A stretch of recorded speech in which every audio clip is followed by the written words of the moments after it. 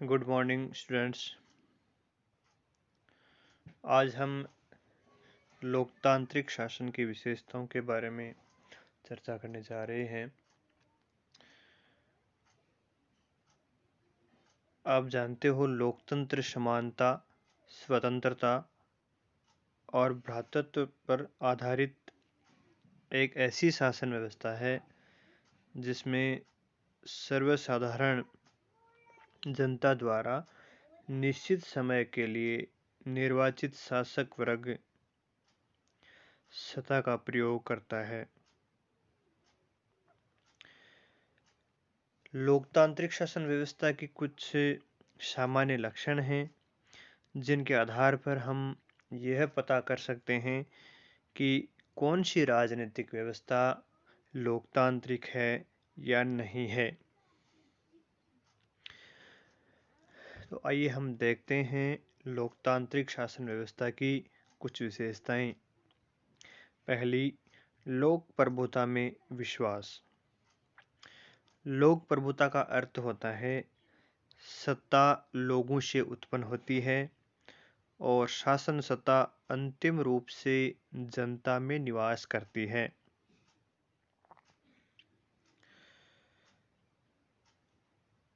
और लोक प्रभुसत्ता की स्थिति को हम नियतकालिक चुनाव, लोकप्रिय नियंत्रण और उत्तरदायित्व के द्वारा प्राप्त कर सकते हैं। कोई भी शासन व्यवस्था लोक प्रभुता की स्थिति को प्राप्त करने के लिए नियतकालिक चुनाव का सहारा लेती है। और लोकतांत्रिक शासन व्यवस्था का भी एक महत्वपूर्ण गुण होता है कि शासक वर्ग समस्त जनता द्वारा एक निश्चित समय के लिए चुने जाते हैं और इन चुनावों में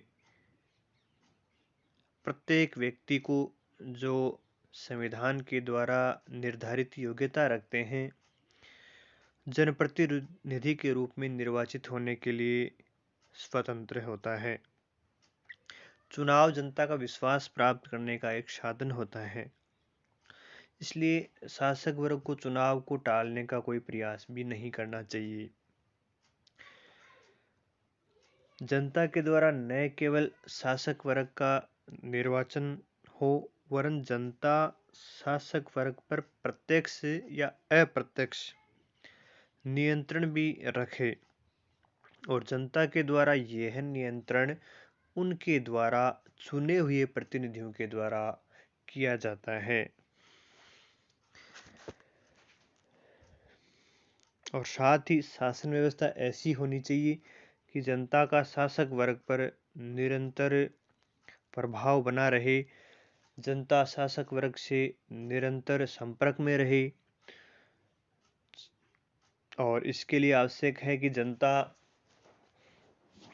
शासक की आलोचना कर सके, उसके कार्यों के बारे में टिक्का टिप्पणी कर सके, जनता को नागरिक एवं राजनीतिक स्वतंत्रताएं प्राप्त हों, साथ ही समाचार पत्रों को भी स्वतंत्रता प्राप्त हो ताकि सरकार से संबंधित जानकारी जनता को मिल सके और जनता की जनभावनाएं सरकार तक पहुंच सके। और शासक वर्ग को जनता के प्रति हमेशा उत्तरदायी रहना चाहिए। तो लोक प्रभुसत्ता का अर्थ यही है कि शासक वर्ग के पास जो शक्ति है उस शक्ति का स्रोत जनता ही है। शक्ति का अंतिम सूत्र जनता से ही उनको प्राप्त होता है। जनता की जन भावनाओं के अनुरूप अगर शासक वर्ग काम नहीं करता है तो जनता उस शासक को उखाड़ फेंकती है और दूसरा शासक वर्ग का निर्वाचन किया जाता है। दूसरी विशेषता देखिए,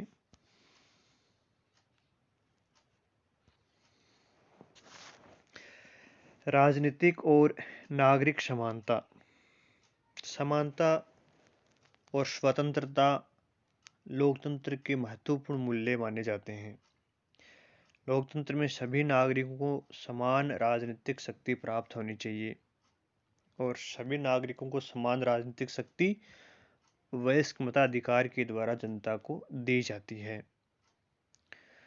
और इसके साथ ही साथ सभी नागरिकों को कानून के समक्ष समानता की स्थिति भी प्राप्त होनी चाहिए। तो लोकतंत्र में राजनीतिक और नागरिक समानता तो प्राप्त होती है।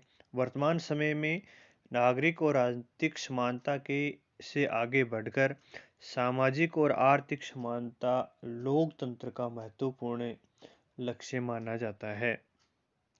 सामाजिक समानता का अर्थ है समाज में धर्म, जाति, भाषा, लिंग, सामाजिक स्थिति के आधार पर भेदभाव नहीं होना चाहिए।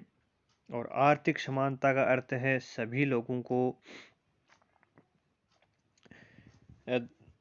इतनी उनके पास धन संपदा अवश्य होनी चाहिए कि वो अपना जीवन आसानी से चला सकें और कोई भी व्यक्ति धन संपदा के बल पर दूसरे व्यक्ति का शोषण न कर सके और सभी व्यक्तियों को अपने व्यक्तित्व के विकास के लिए समान अवसर प्राप्त हो सकें। तीसरी जो लोकतांत्रिक शासन की विशेषताएं है वो है राजनीतिक और नागरिक स्वतंत्रता। समानता के साथ साथ स्वतंत्रता भी लोकतंत्र का महत्वपूर्ण मूल्य माना जाता है। राजनीतिक स्वतंत्रता का अर्थ है सभी व्यक्तियों को मत देने का अधिकार, निर्वाचित होने का अधिकार प्रतिनिधि के रूप में, सार्वजनिक पद प्राप्त करने का अधिकार हो, शासन की आलोचना प्राप्त करने का अधिकार हो। ये सभी अधिकार अगर किसी समाज में व्यक्तियों के पास हैं तो वो समाज राजनीतिक रूप से स्वतंत्र माना जाता है। नागरिक स्वतंत्रता का अर्थ है विचार और भाषण की स्वतंत्रता, प्रेस की स्वतंत्रता, कोई भी समुदाय या संघ बनाने की स्वतंत्रता, देश में कहीं भी निवास करने की या अबाध रूप से आवागमन की स्वतंत्रता, व्यापार करने की स्वतंत्रता और सीमित मात्रा में कानून के अंतर्गत संपत्ति अर्जित करने की स्वतंत्रता हो, सम्मेलन करने की स्वतंत्रता हो आदि नागरिक स्वतंत्रता के अंतर्गत आते हैं। और लोकतंत्र में प्रतियोगी राजनीति में विश्वास किया जाता है, यानी जिन देशों में लोकतांत्रिक शासन प्रणाली होती है वहां एक से अधिक राजनीतिक दल सत्ता प्राप्त करने के लिए प्रतिस्पर्धा करते हैं और साथ ही साथ व्यक्तियों को धार्मिक आधार पर भी अपने स्वतंत्रता प्राप्त होती है और जनता को शासन का विरोध करने का संवैधानिक अधिकार भी प्राप्त होता है। और ये जो स्वतंत्रताएं होती हैं, चाहे राजनीतिक स्वतंत्रता हो या नागरिक स्वतंत्रता हो, बहुमत को ही नहीं अल्पमत को भी ये स्वतंत्रताएं प्राप्त होनी चाहिए।